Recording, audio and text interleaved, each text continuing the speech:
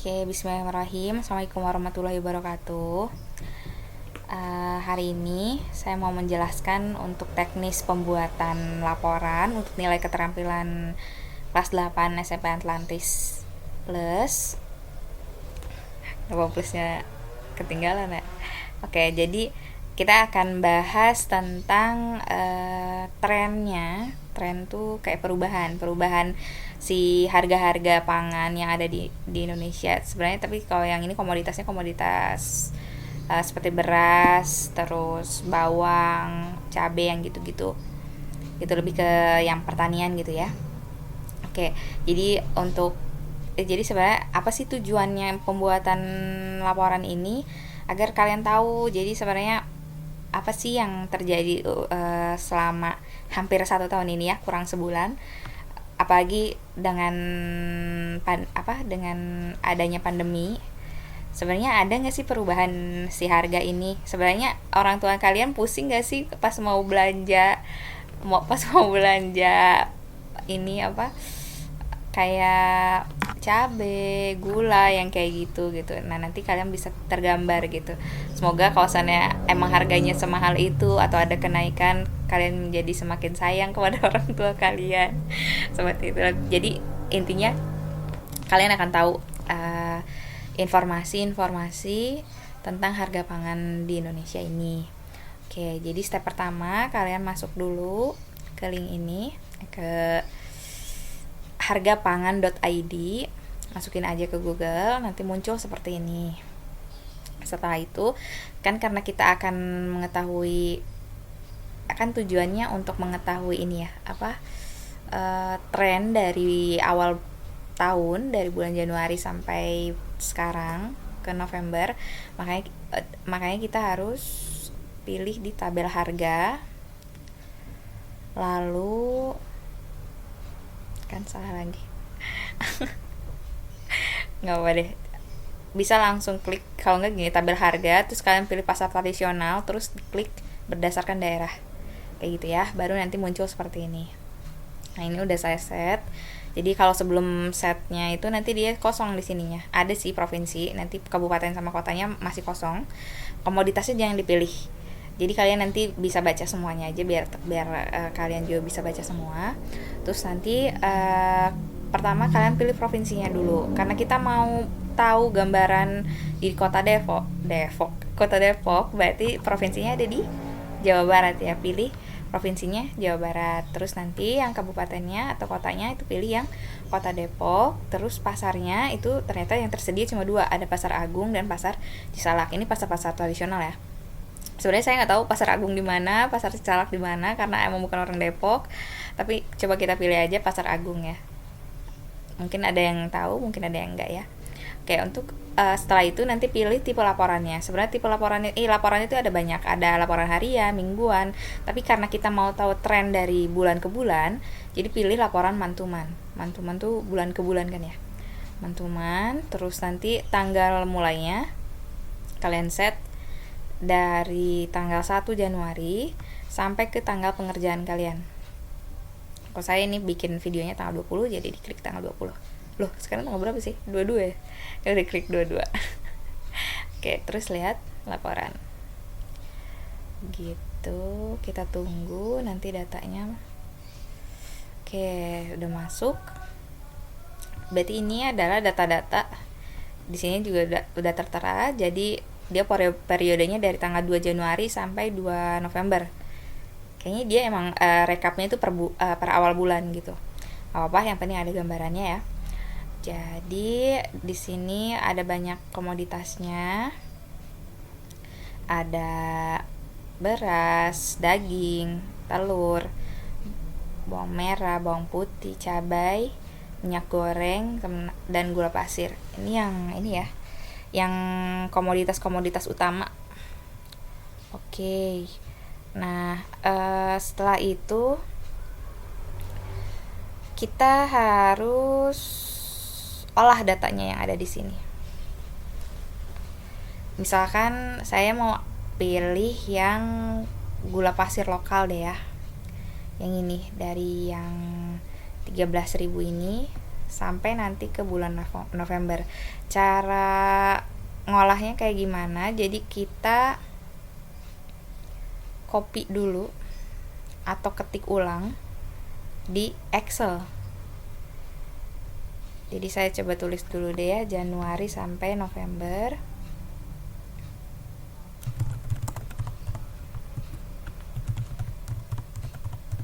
Oke. Terus Agustus, September, Oktober, November. Oke. Setelah itu pindahkan datanya. Jadi 13.000, 13.500, 13.500, terus berapa ya? 14.500, 19.000, 19.000, terus 20.000, 18.000,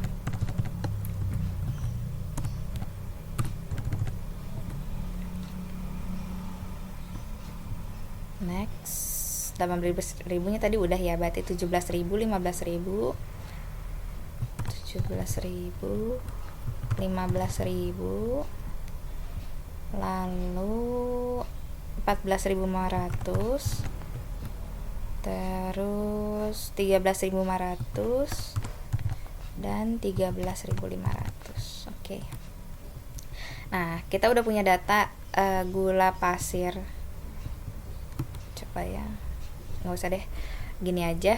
Berarti ini data gula pasir lokal dari bulan Januari sampai bulan November. Sebenarnya dari sini aja udah kelihatan sih ya. Si di bulan Mei dia paling tinggi ya, pernah mencapai 20.000 per kilo. Ini data per kilo ya. Nah, gimana cara kita untuk mengetahui trennya ini dia naik, cenderung naik atau cenderung turun sih gitu. Kita harus bikin dulu grafik garisnya. Oke, caranya blok dulu semua datanya. Setelah itu pilih insert, lalu pilih yang sini. Nah, oke, kita coba chartnya diganti dulu ya. Jadi data gula pasir lokal per kilo per kilogram gitu ya. Oke, udah mulai terlihat ya dia naik di bulan Mei lalu mulai turun kembali ya. Nah, tapi kita pengen tahu sebenarnya trennya itu dia turun apa naik. Itu dengan cara menambahkan di si grafiknya ini tren.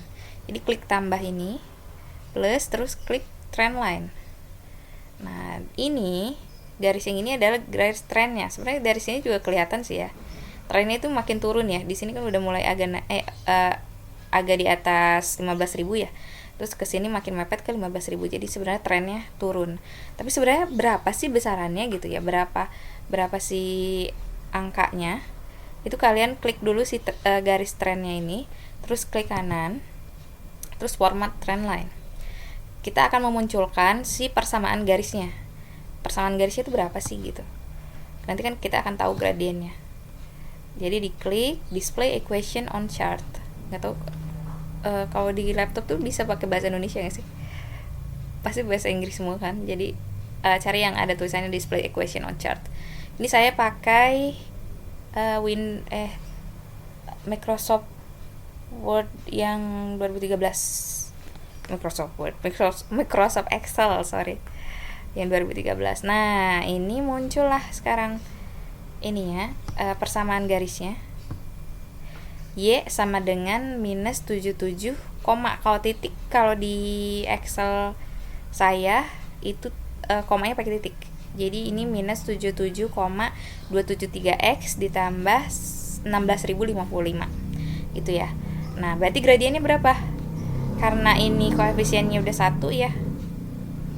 Koefisien Y-nya udah 1, berarti gradiennya yang ini ya. Minus 77,273x. Enggak ada x-nya. Sorry, minus 77,273 273 itu adalah gradiennya. Oke, kalau gradien negatif berarti dia gradiennya menurun. Nah, yang harus kalian bahas itu pertama pembuatannya dulu deh ya. Tadi buat dulu grafiknya. Kedua, tadi buat tren. Terus yang ketiga kalian harus bahas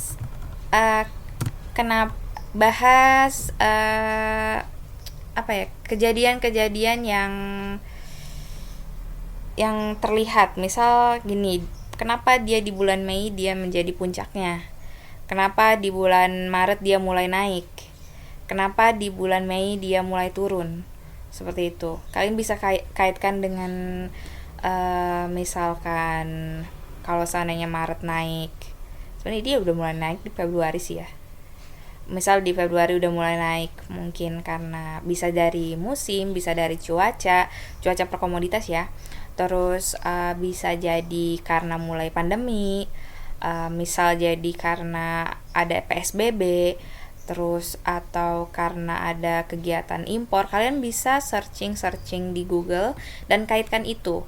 Jadi kalian kumpulkan, misal gini sih, kalian bisa search di Google kayak informasi di bulan apa, misal di bulan Februari atau di bulan Maret, tentang harga pangan itu. Biasanya suka ada berita-berita tentang itu. Jadi kenapa dia naik, kenapa dia turun, nah itu bisa dikaitkan. Nah, jangan lupa dimasukkan si sumbernya ya.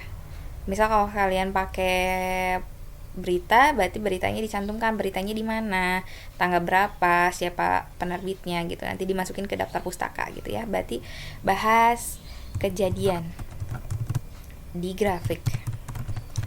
Terus keempat, bahas trend line. Bahas trend line itu kalian bahas trend line itu pertama kalian sebutkan dulu kalau dalam persamaan garis itu dia jadinya berapa. Ternyata Y sama dengan min 77,273 X plus 16.055 gitu. Nah itu tuh artinya kenapa kalau gradiennya minus berarti dia artinya apa, berarti dia menurun. Misal kenapa dia jadi menurun, kayak gitu deh. Pokoknya bahas si trend line-nya. Udah. Untuk strukturnya seperti biasa, mulai dari cover, terus terus daftar isi, cover, daftar isi, terus kata pengantar dulu ya harusnya ya. Sorry cover, kata pengantar, daftar isi, terus pendahuluan, terus metode, pendahuluan, metode, pembahasan, simpulan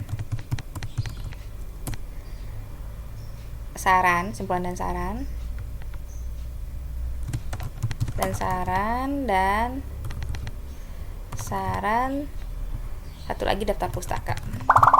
Boleh dicantumkan juga lampiran kalau emang ada yang mau dilampirkan. Nanti ini masuknya di pembahasan ya, di data dan pembahasan. Jadi datanya nanti yang ada grafik. Tabel ini nggak usah, langsung ke sini aja, langsung ke grafiknya. Grafiknya terserah mau dipercantik, mau diubah fontnya, terserah. Pokoknya buat